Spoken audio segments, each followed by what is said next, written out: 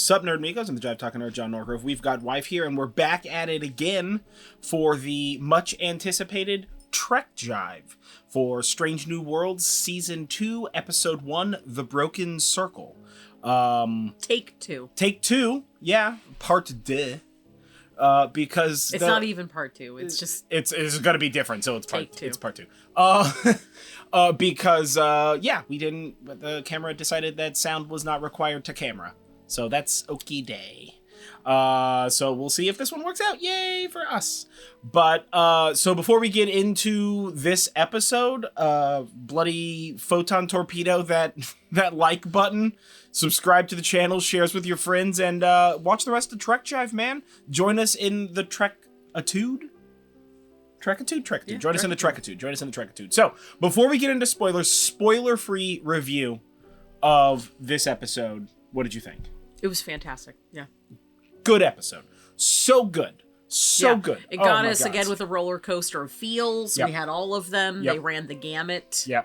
Well, and I feel like this episode, So this episode, no spoilers, essentially picks up where the last season left off, right?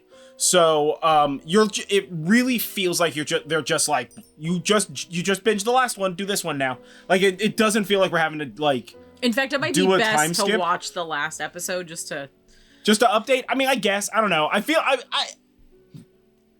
it technically does the minimum of telling you what happened last time, but the last time on Star Trek is last time on Star Trek she got arrested. Episode, so it gets real in there. So definitely go check this episode out. Absolutely fantastic. Let's get into spoilers real quick and go through that stuff. So spoiler alert, it's like red alert except for with spoils.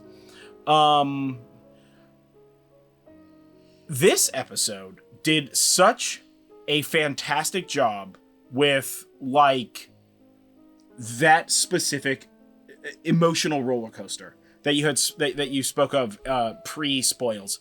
I was very scared for M'Benga. The whole episode, my dude. The whole episode. They're just what if we hold camera 2 seconds longer in M'Benga? What if we reveal some war scars, some PTSD on M'Benga, and you're yeah, okay, let's develop this character. And then they're going into the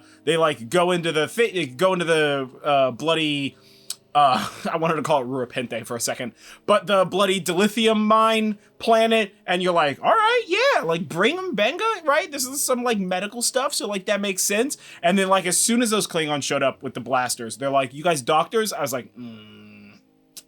I don't know about this.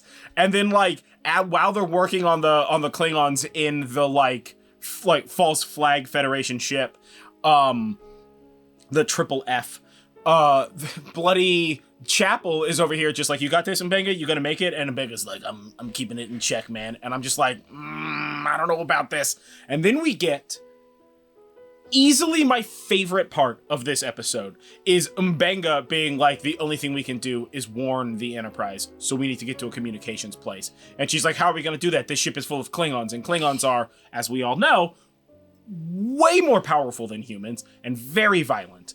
And M'Benga's don't worry about this. I got some goat juice in my kit. And she's you still carry that? And I'm what is this? First thought, oh, it's poison, and he's just gonna be he's just gonna be hypo-spraying everybody up, right?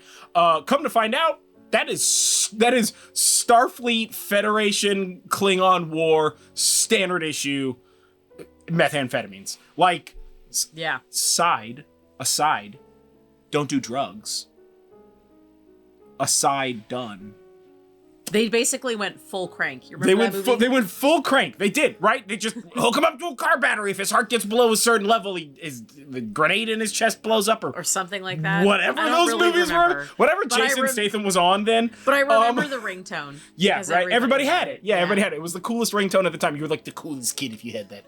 So M'Benga and bloody Chapel, and they so casually, they're just I guess we gotta fight our way through all these Klingons, get each other in the neck, full ampule of go juice, and just John Wick their way in to being able to communicate with the Enterprise. Just fucking murdering these guys, right? Like, intro scene to this bloody tunnel fight, right? This standard issue, 2010s Marvel hallway fight, Marvel television hallway fight. Mbenga gets like rocked in the face by a Klingon, and this dude doesn't even know it happened. He's just like, guess this guy's next. Bloody RKO out of nowhere kind of stuff. At one point in time, he nearly German suplexes a guy, which like, we may have yelled a little about the potential for this German suplex, but like, it was so cool.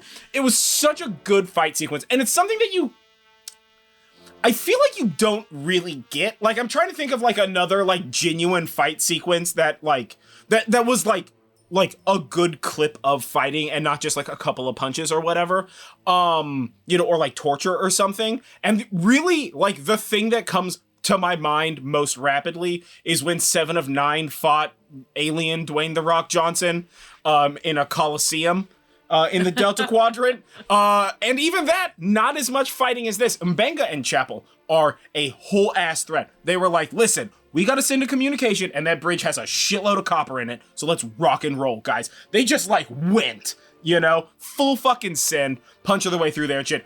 Absolutely love that scene. And then, of course, so we get this scene, and I'm just like, Mbenga's the hero now. And we learn about his trauma, his trauma from the Klingon War. And then they get into, like, they're, like, locked in, like, an airlock or whatever. And he's like, there's, like, a helmet with a transponder and, like, a jetpack with, like, some retro rockets. So we're just gonna have to space ourselves, and we'll survive. And I'm just like, this is it. They're gonna kill Mbenga. Why? Why would you do this to me? What did I do to you? Why me? Like this? What is happening right now?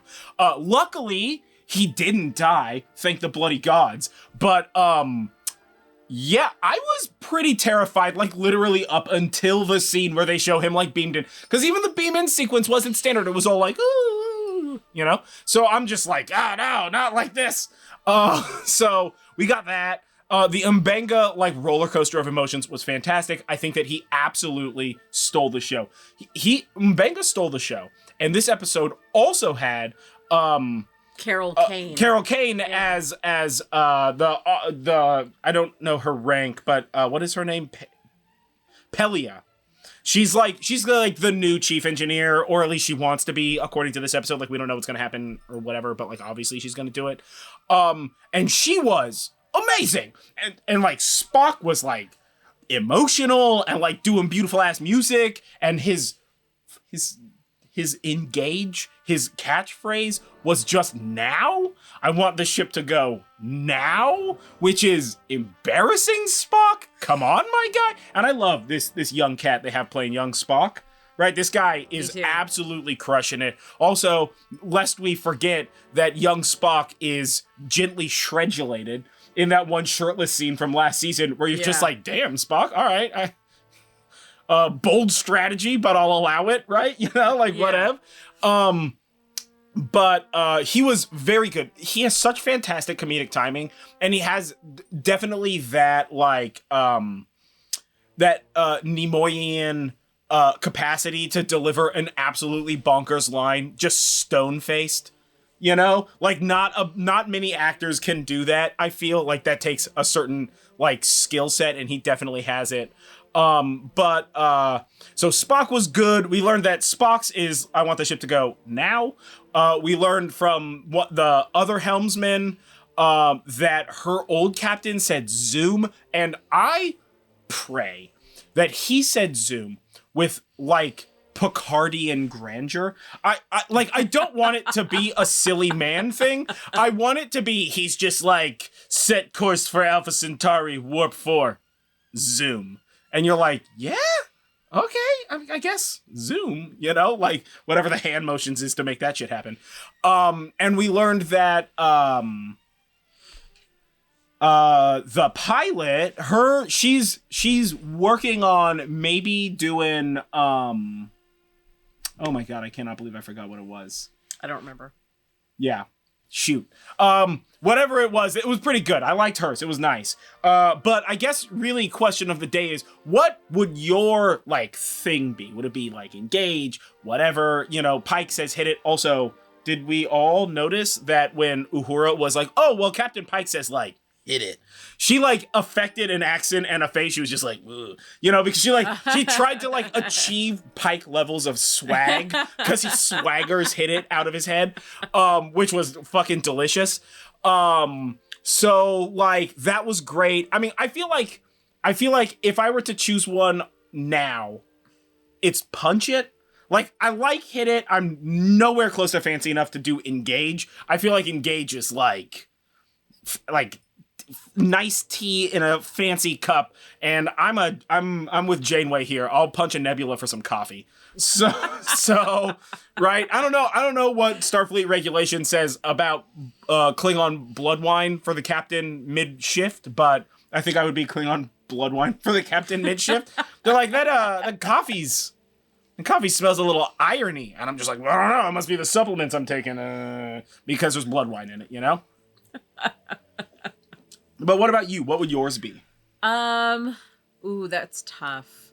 Like, there's a bunch of, like, joke ideas that I have about it. Yeah, right. The bit is easier to do than the commit, you know? Kick the tires and light the fires, Big Daddy. Like, you know, that's... like that kind of like stuff. That kind of thing, totally. But, I mean, I guess really my Can you first install, thought... like, a big, long... like tractor trailer bullhorn, like chain all the way from the ceiling, just dangling around loosely in the bridge. So that way when it's go time, you can just be like, purr, purr, and then they punch it. That would be fucking fire, right? That's like very Spaceballs of you. I'm in it though, man. I'd be here for it. I feel like it's like, for me, it's like something like, let's go. Like, let's go. Yeah. Let's get out of here. Yeah. I don't know. It's difficult. Skedaddle. I mean, I feel like Punch It is like an easy steal, you know? But it's like the best I can think of. Yeah. So like, what would yours be? How would you initiate warp travel as captain of your starship? And also, do you want us to do a video of just a whole bunch of different ways to do that? Oh my God. Yeah. yeah, we could do that. We'll collect them. But speaking of starships, first of all, the Enterprise is always gorgeous. This show is so stylistically beautiful and so like cinematographically fantastically shot, right? Like little stuff, you know, like the camera rotate before Mbenga and Chapel drop down into that lower tunnel and like things like that, and the way they move the Enterprise through space really makes it feel like you're not, like you're in a vacuum, like there is no resistance. This thing just like slips through space, which is nice. Sometimes, like when they escaped, like when they first like left docking station, they rotated that ship at, I don't know, a bajillion miles a second. That thing turned around so GD fast. It was just like, whoop, and then it started taking off, and I'm like, all right, it was a little fast. I feel like maybe somebody towards the outside of the ship was like, ooh, my inner ear just got a little wonky there. I don't know what the fuck was going on with that. But like the fight scene was beautiful. That all of the shiny rocks bit, this like ring that was a blasted moon, that was just like beautiful red rocks that were gently translucent and reflective, was absolutely fantastic. And the Enterprise is as gorgeous as ever. This is such a beautiful starship. I mean, for like the like new style, like new Trek styling, I think that this is definitely the best like modern interpretation, while still being like stylistically feeling retro and stuff, both interiorly and exteriorly. But that flippin' Klingon D7 was so good looking. Holy shit. I'm so here for it. I want more Klingon ships, and I want whoever is working on that show, I want to know what their Vorcha or Kating class bird of prey would look like, just because that's like my go-to, that's like my favorite Klingon ship. So I definitely want to know what's going on with that. But beautiful like set design.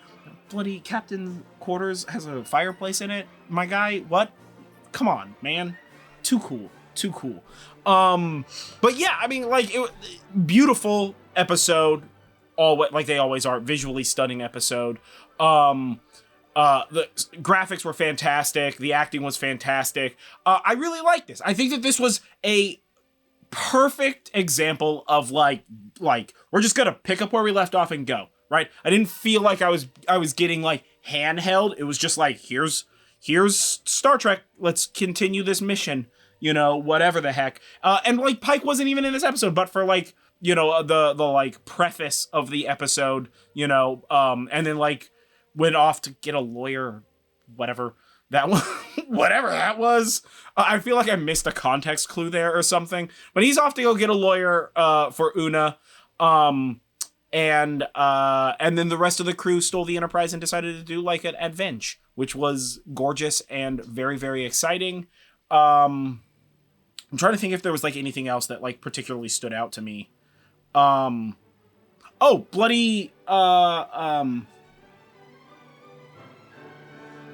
what's her name? Carol Kane's character, Pelia, is I cannot remember this word for the life of me. A lanthanite. Yeah. She's a lanthanite, which we don't know what that means. But what we did learn was that they have been on Earth, a secret style living amongst humans for a long time, and they're essentially immortal. And they weren't discovered until the 22nd century to be living amongst humans. So, what? Man? Yeah, I'm interested to see what kind of like weird like Q plus Guinan type energy she's bringing. Yeah, she really is running the like center path of like pure god chaos of Q, or like precog like magical wisdom Guinan. She's like right down the center of that. But I mean, Carol Kane is such a fantastic actress, and her character is so immediately I'm just like, do whatever she says. give her the ship. Yeah. I'm so here for her. I'm so excited to have more of her. I was like, I don't know what they're gonna do with this when we got the announcement, and now that I've seen her like on the bridge doing engineers, doing bits with the crew, love. Yeah. Full love. And then lastly, they finished the episode off with a nice send off for Nichelle Nichols. Yeah. Which was awesome. I'm glad they really did that. Sweet. Yeah, it was very sweet. It was very sweet. So yeah, I mean, my favorite part was Mbenga's crank fight, because that Mbenga and Nurse Chapel just fucking devastating a bunch of Klingons like monsters. What about you? What was your favorite bit? Any time that Carol Kane was on screen. That's fair. Yeah. That's totally fair. That's a tight second for me. I'm very excited to see what she's so good. Does. She's so good. She's so good. Because she's so kooky and she's so fun. And if she says, "I'm not a witch, I'm your wife," I'm going to lose my mind. Oh, she's gonna say that. Yeah. They gotta have her do that, right? Or something similar. To that, right? I feel like she's gonna bring a I'm not the Bones energy, where she's just like, I'm not a physicist, I'm a doctor.